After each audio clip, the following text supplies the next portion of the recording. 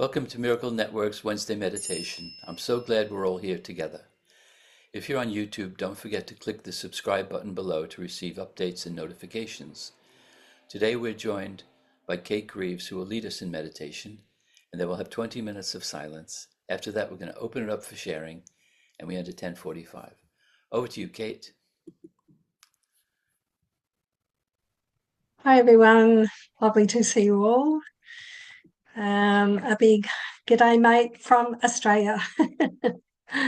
So it's nice to join you and take you through, lead the meditation this morning. So I'm going to be reading from A Course in Miracles, chapter 15, section 1, the two uses of time. And I'm going to read probably just two paragraphs and then sort of instruct you from the emphasis on this area, just what to put our focus on for the meditation. So fear is not of the present, but only of the past and future, which do not exist. There is no fear in the present, when each instant stands clear and separated from the past, without its shadow reaching out into the future. Each instant is a clean, untarnished birth in which the Son of God emerges from the past into the present, and the present extends forever. It is so beautiful and so clean and free of guilt that nothing but happiness is there. No darkness is remembered, and immortality and joy are now. This lesson takes no time, for what is time without a past and future? It has taken time to misguide you so completely, but it takes no time at all to be what you are. Begin to practice the Holy Spirit's use of time as a teaching aid to happiness and peace. Take this very instant now and think of it as all there is of time. Nothing can reach you here out of the past, and it is here that you are completely absolved, completely free, and wholly without condemnation.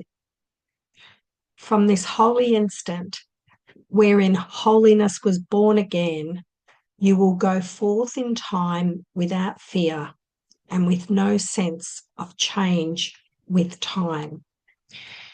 So our emphasis for the next 20 minutes is going to be taking this very instant now and thinking of it as all there is of time. And this is the eternal now when we do this. It's always now, this very instant now, but it's eternal. And we also put our focus on letting go of the past and letting go of the future and coming in to this eternal now moment. And he says that this practice is as a teaching aid to happiness and peace, because that's all there is in the present eternal now. So we'll focus on that idea. Thank you.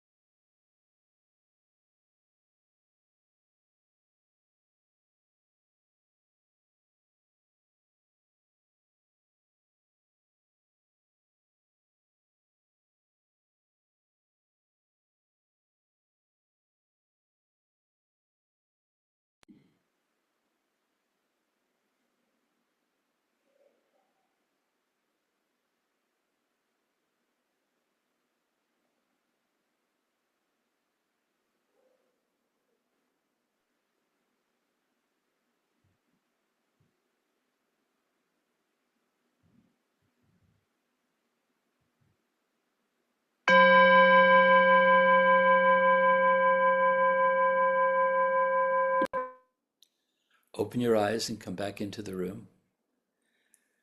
We have 20 minutes left for sharing and your uh, your thoughts and your questions for Cate.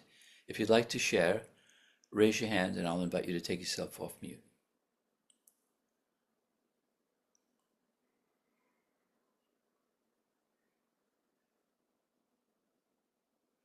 Who would like to share?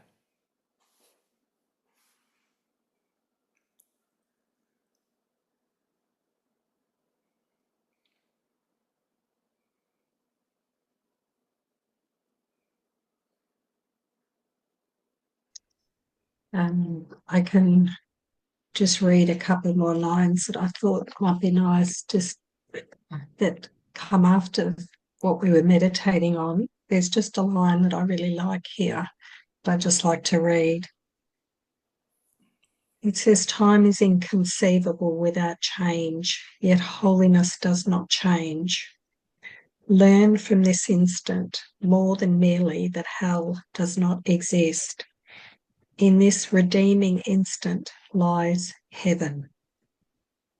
So, when we practice the Holy Spirit's use of time as a teaching aid, in other words, letting go of the past and the future, and taking this very instant now, and it's always now, and think of it all there is of time.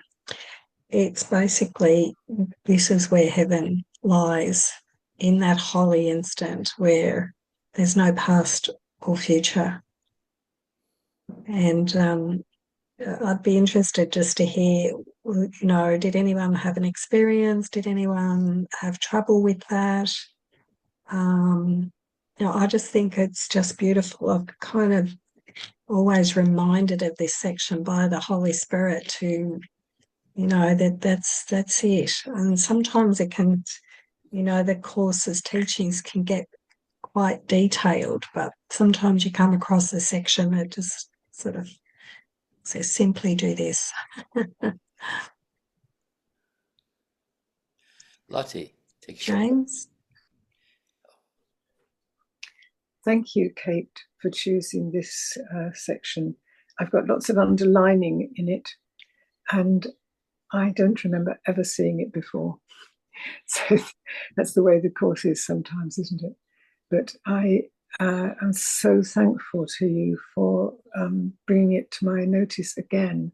And it's not just underlined, it's got squiggly underlines now. And it's really, really important. And I'm feeling that I'm actually experiencing this now. I'm so grateful. Thank you.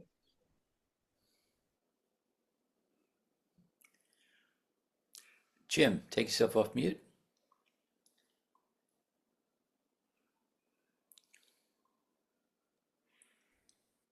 Sorry, it took a while to find the correct place.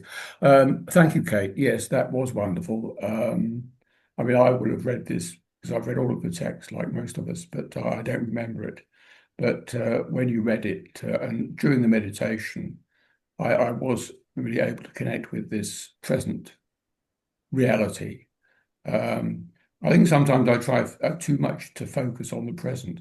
I make an effort to focus on the present, but really it was much more gentle than that. It was simply allowing thoughts of the past and future to be there without reaction to them, and just allow them to just fade away. And in that fading away of the past and future, there was a simple presence which didn't require effort. It was just naturally there. And yeah, it's a lovely piece from the text, and thank you for sharing it with us. Okay. Thanks. Cate, I noticed that when I'm in the present moment, my mind's at peace, and but I oftentimes um, uh, fall out of the present moment. I start thinking about, oh, I got to do this today and that today. And I get busy in my mind, and I try to remember to come back to the present moment because that's where peace resides. But can you stay in the present moment for long periods? Yes, it's really about I mean, we all seem to have very busy lives, and that's one thing that you can do everything with peace. So I think and it's staying in the present, but in the present peace, you might say, with an intention that I use rules for decision a lot, like I do particular things, which is I join with God first thing in the morning, as soon as I wake up. I think about the happy day, and I see myself very peacefully and gently going through the day. So we were talking about something recently Shannon and I did a recording on the giant strides, and one of them was we place the future in the hands of God.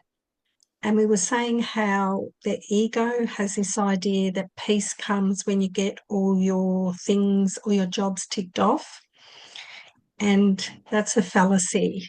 And you can really get caught up in, I'll have this nice hour's rest later in the day when I get everything done, and we start to rush around and try to get everything done.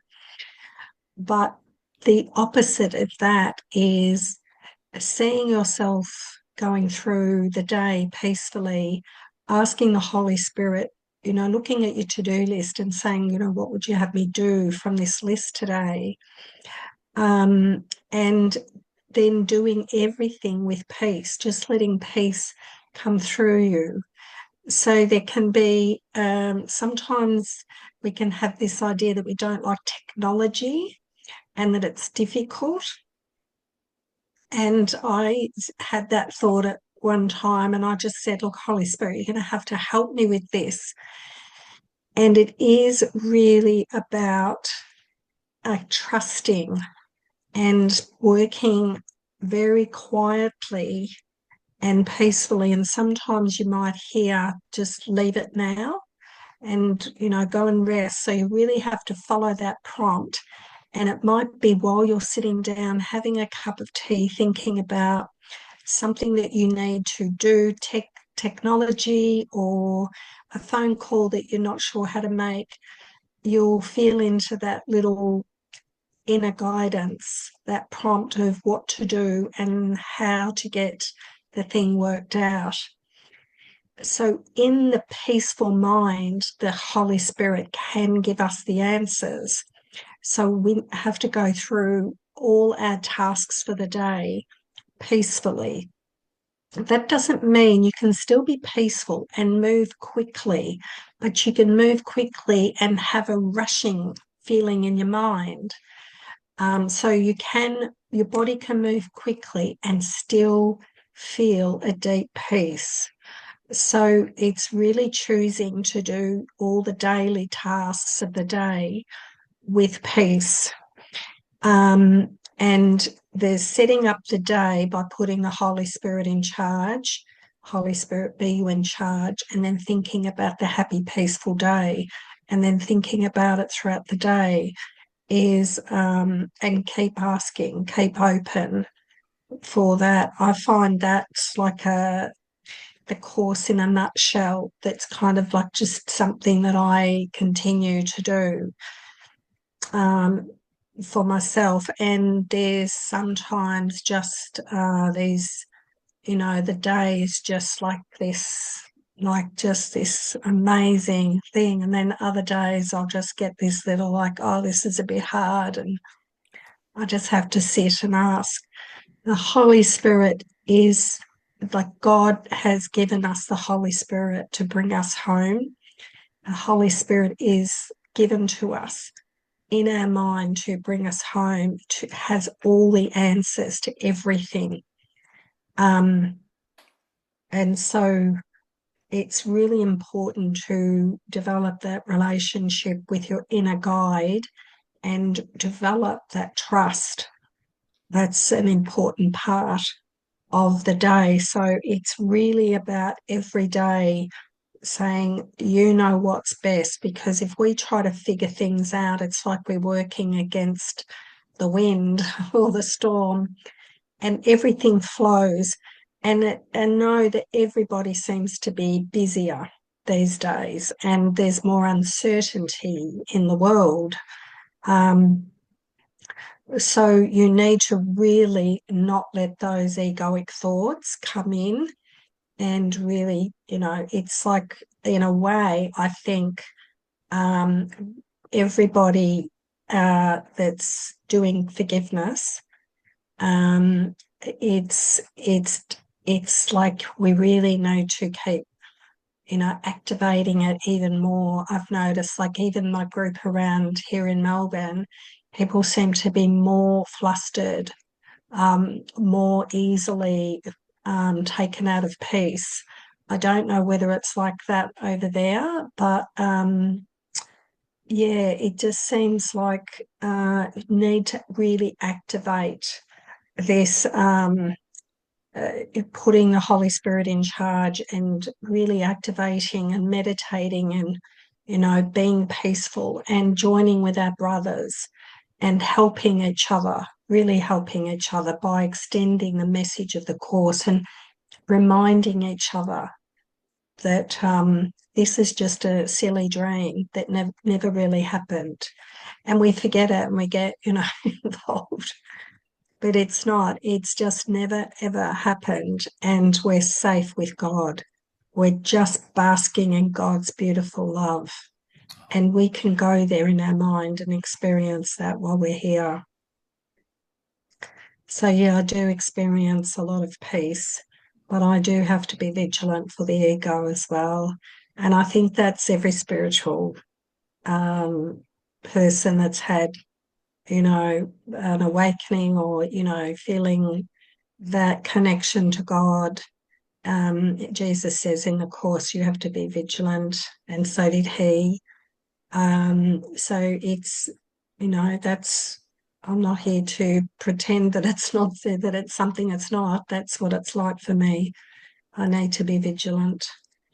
But it's beautiful when I am. And we can all have this experience. It's, as he said, it's right here.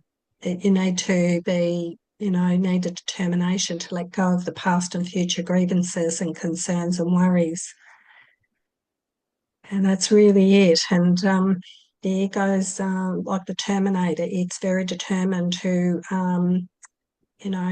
bring some thought into your mind that will make you worried or concerned about something. So you have to be really vigilant not to buy into that, and to trust. So yeah, that's my answer. Oh, thanks, Cate. That's very helpful. Who'd like to share? Linda. Thank you, Cate. That just summed up where I am right now. Your sharing of your list things, and that's what I do. And trying to come back to that peace and handing it over all the time. Just thank you for sharing everything that you've just said. I just want to hug you. I'm giving you a hug. I could resonate with everything you said. I'm gobsmacked. It's brilliant. I absolutely thank you. I'll be watching this again. Thank you. Evelyn, take yourself off mute. Thank you, Dan. Thank you, Cate. Yes, that was very revealing. And my own just very simple way is when I remember, which yes, when I remember to ask Jesus to, the Holy Spirit, to decide for me that little prayer that's in the Course, decide for me, decide for God for me that throughout the day, then I feel I hand it over to Him, to the Holy Spirit, to know what to do. So I don't have to make a list. I'm very fortunate that I'm retired, so I'm very, very lucky. But there's still things to do. So, but I just leave it to the divine because I just feel, well, I don't know. I don't know. That's why I'm here all these years. I'm still here, still learning and keeping open. And also when I'm reading the course, I say to Jesus, I'm now doing it more and more. I say to Jesus, please read it with me. Read it with me, because your understanding of the course is very different from mine because there's so many levels. It's really, and every time I read it, it's different. So I ask him, I just hand the whole thing over. Maybe that's lazy, but I hand it over.